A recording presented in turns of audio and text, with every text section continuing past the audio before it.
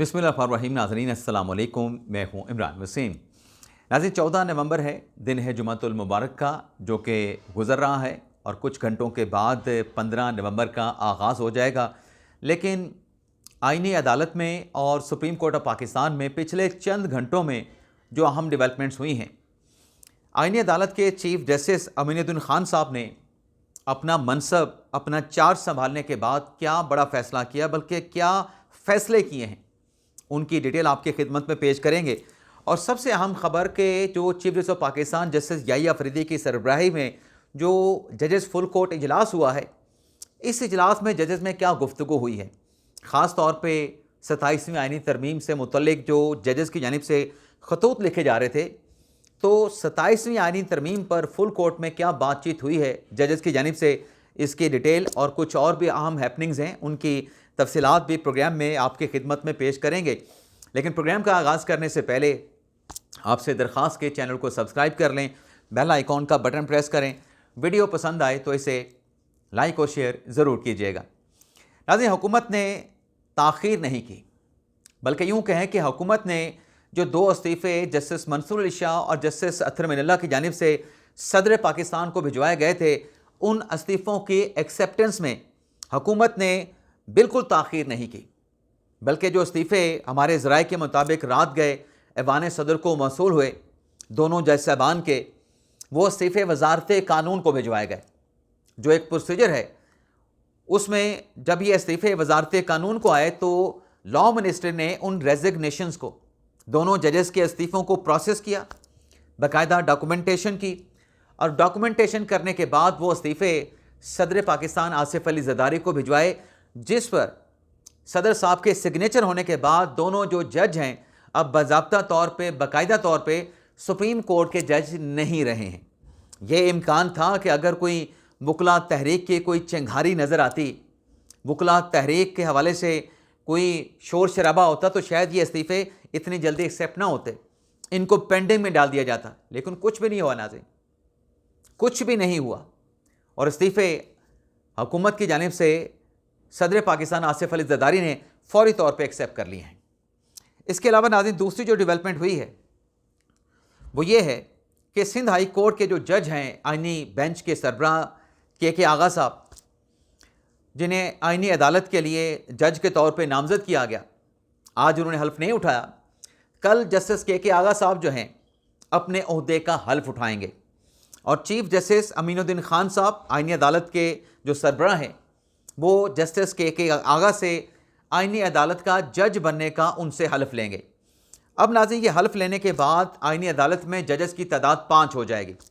अमीनुद्दीन खान साहब chief justice हैं, उनके नीचे 4 जज होंगे, जिनकी सीनियरिटी बिल तरतीब इस लिहाज से बनती है, इस एतबार से बनती है, या उसकी तरतीब ये होगी कि अमीनुद्दीन खान साहब, उनके नीचे हसन नज़र रिजवी साहब, उनके नीचे आमिर फ़ारूक साहब, फिर आएंगे जस्टिस बाकर नजवी साहब, और फिर 5वें नंबर पे के आगा साहब जो हैं वो फेडरल कॉन्स्टिट्यूशनल कोर्ट के जज होंगे।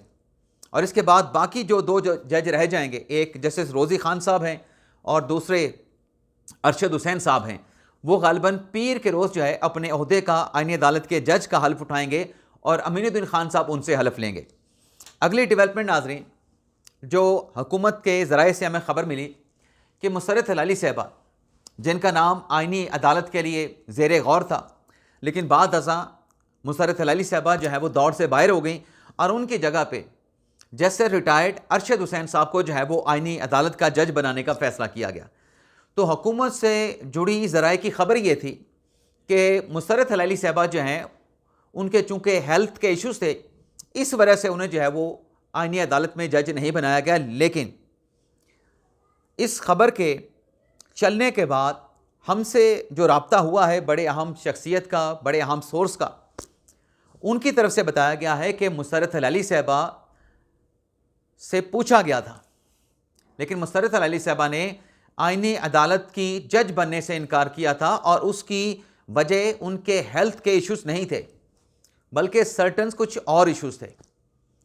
तो हमने उनसे सवाल पूछा कि अगर जज साहबा ने इनकार किया है तो जज साहबा तो फिर उनको तो रिटायर तस्वर किया जाएगा, जिस पे जवाब ये मिला, प्रोसीजर ये है कि अगर आपका नाम अप्रूव हो जाता है, आपके नाम की नॉमिनेशन हो जाती है और वजारत कानून उसका नोटिफिकेशन जारी कर देती है, जैसे आज आईनी अदालत के 6 जजेस का जारी किया गया, हसन रिजवी साहब से लेके अरशद हुसैन साहब तक का, तो हमें ज़राए की तरफ से ये बताया गया कि अगर नोटिफिकेशन जारी होने के बाद, लॉ मिनिस्ट्री का जो नोटिफिकेशन है वो जारी होने के बाद, अगर जज जो है वो ऊपर वाली अदालत में जाने से इनकार करे, चाहे वो आईनी अदालत है, चाहे वो सुप्रीम कोर्ट है, चाहे वो मतलब इस तरह के प्रोसेस में अगर इनकार कर दिया जाता है सुप्रीम कोर्ट का जज बनने से, आईनी अदालत का जज बनने से, तो इस सूरत में तो वो जज नहीं रहेगा हाई कोर्ट का या सुप्रीम कोर्ट का। लेकिन अगर नोटिफिकेशन से पहले माजरत हो जाती है, इनकार हो जाता है, तो फिर जो है ये मामला इस डोमेन में आर्टिकल 206 का जो सब आर्टिकल 2 है, फिर वो मामला इस डोमेन में नहीं आएगा। अब अमीनुद्दीन खान साहब जो कि आईनी अदालत के चीफ जस्टिस बन चुके हैं, हल्फ उठाने के बाद उन्होंने 2 बड़े फैसले करने थे। अब हम ये एक्सपेक्ट कर रहे थे कि आज कोई और ख़बरें सुनने को मिलेंगी, लेकिन ख़बरें जो सामने आई वो कुछ और थी, यानी हमारी सोच से मुख्तलिफ थी। तो वहाँ पर भी ज़राए ने बताया कि जो चीफ जस्टिस बनता है वो ज़िम्मेदारी अपना जो चार्ज है ऑफिस का संभालने के बाद पहले रजिस्ट्रार को अपॉइंट करते हैं और फिर अपने जो सेक्रेटरी होता है चीफ जस्टिस का, यानी सेक्रेटरी टू चीफ जस्टिस, उसकी तैनाती की जाती है। तो हमारे ज़राए के मुताबिक अमीनुद्दीन खान साहब ने अपने ऑफिस का चार्ज संभालने के बाद जो बड़ा फैसला किया है वो हफीज़ुल्लाह साहब हैं, मोहम्मद हफीज़ुल्लाह साहब, जो कि साबिक डिस्ट्रिक्ट एंड सेशन जज हैं, पंजाब की लोअर जुडिशरी से उनका ताल्लुक़ है। तो हफीज़ुल्लाह खान साहब को जो है अमीनुद्दीन खान साहब ने आईनी अदालत का पहला रजिस्ट्रार लगाने का फ़ैसला किया है। यानी अमीनुद्दीन खान साहब आईनी अदालत के पहले चीफ जस्टिस हैं, बाकी जो जजेस बने हैं वो भी आईनी अदालत के पहले जजेस बने हैं, और जो हफीज़ुल्लाह साहब हैं वो कॉन्स्टिट्यूशनल कोर्ट के पहले रजिस्ट्रार बने हैं। अब बाज़ाब्ता तौर पे आप यूँ कहें कि जो आईनी अदालत है वो फंक्शनल हो जाएगी। अब हफीज़ुल्लाह साहब जिन्हें लाया गया है, रिटायर्ड जज हैं, उनसे मुतल्लिक़ कुछ दोस्तों ने सवाल पूछा कि रिटायर्ड जज को कैसे लगाया जा सकता है। तो माजी की मिसालें मौजूद हैं। अभी अपने याया अब्दी साहब ने, साबिक ब्यूरोक्रेट थे सलीम खान साहब, उन्हें सुप्रीम कोर्ट का रजिस्ट्रार लगाया था। और फिर एक सवाल ये भी था कि यहाँ पर तो जो बड़ी अदालतें हैं, सुप्रीम कोर्ट हो या आईनी अदालत हो, वहाँ पे तो किसी हाई कोर्ट का जज रजिस्ट्रार लगना चाहिए। तो ये भी कंपल्शन नहीं है। हमारे सामने सुप्रीम कोर्ट की जो सलीम खान से पहले रजिस्ट्रार थी वो जजीला सलीम साहबा थी, पंजाब की लोअर जुडिशरी की हाजिर सर्विस जज थी। तो लोअर जुडिशरी से भी सुप्रीम कोर्ट में वफाकी आईनी अदालत में रजिस्ट्रार आ सकता है। इसकी मिसालें मौजूद हैं। अब नाज़रीन आ जाते हैं जो जजेस फुल कोर्ट इजलास हुआ। कुछ सहाफ़ियों की तरफ से कहा गया, सोशल मीडिया के इन्फ्लुएंसर की तरफ से कहा गया कि फुल कोर्ट का इजलास जो है वो कैंसिल किया गया है। जजेस ने फुल कोर्ट के इजलास में शिरकत से इनकार कर दिया था। तो नाज़रीन ये जो सोशल मीडिया पे खबर चल रही है ये फेक न्यूज़ है, ये दुरुस्त खबर नहीं है।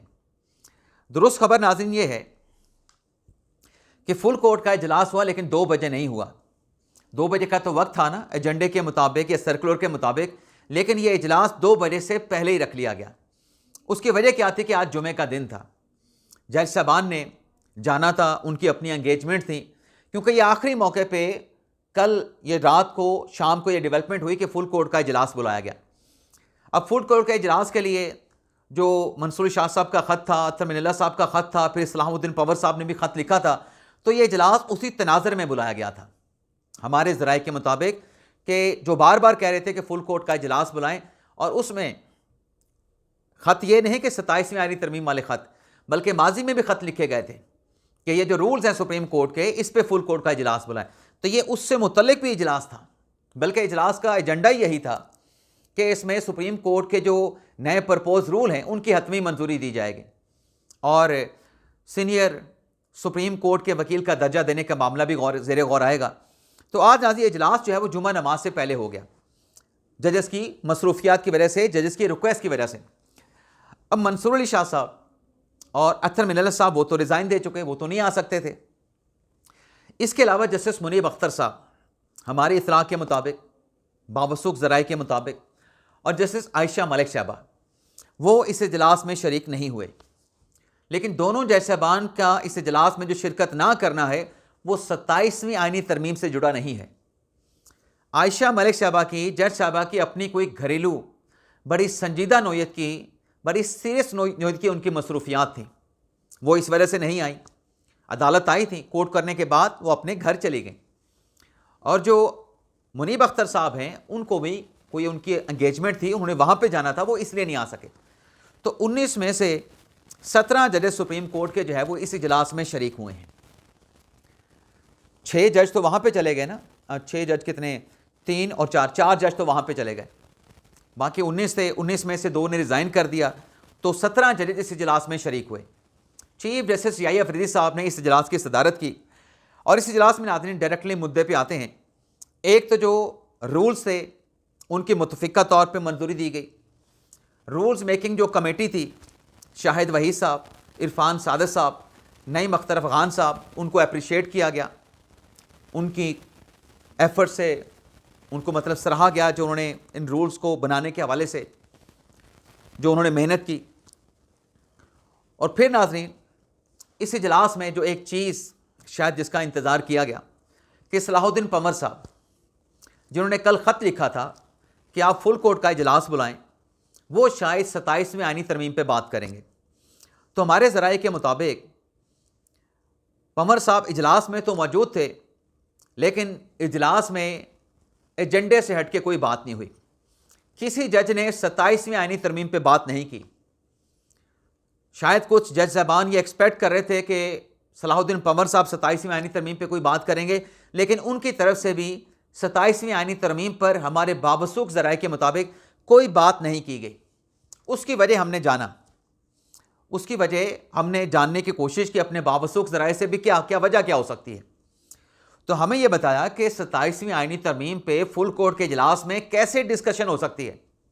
हमारा सवाल यह था भी क्यों नहीं डिस्कशन हो सकती।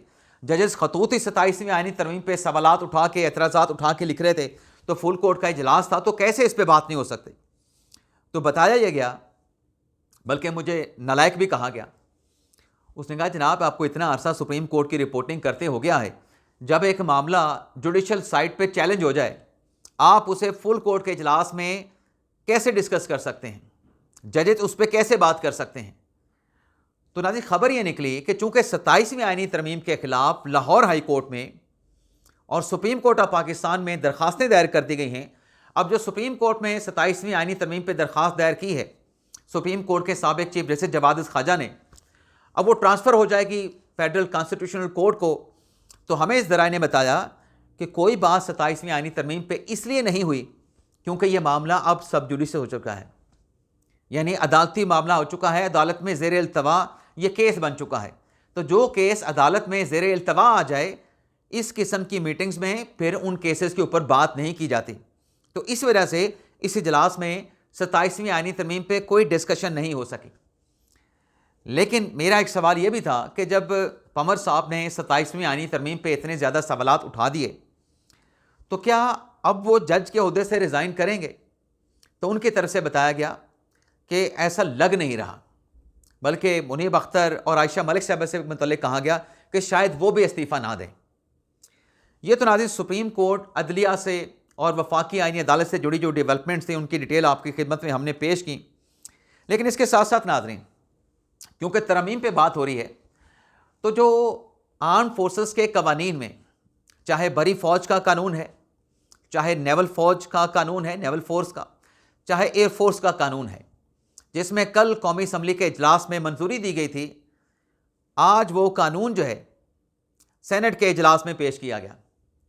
यूसुफ रज़ा गिलानी साहब इस इजलास की सदारत कर रहे थे, और जो नायब वज़ीर आज़म वज़ीर ख़ारजा इसाक डार साहब, उनकी तरफ से ये तीनों बिल जो है, जिसको 2025 के एक्ट का नाम दिया गया है, उसको मंजूरी के लिए पेश किया गया।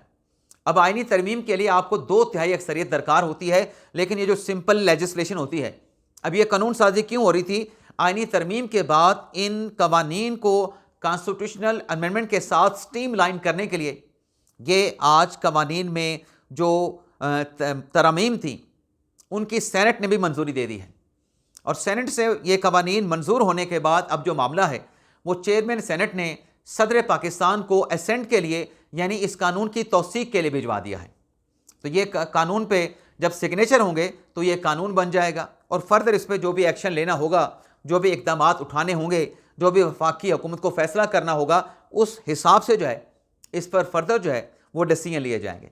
इजाज़त चाहते हैं नाज़रीन, अल्लाह हाफ़िज़।